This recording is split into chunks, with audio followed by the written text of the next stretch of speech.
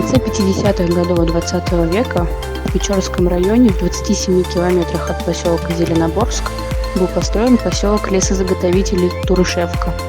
От Зеленоборска до Турышевки была построена узкоколейная железная дорога для вывозки леса. Поселок был закрыт в 1970-х годах. Узкоколейная железная дорога полностью разобрана.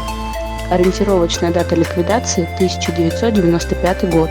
В данное время от дороги осталась насыпь УЖД.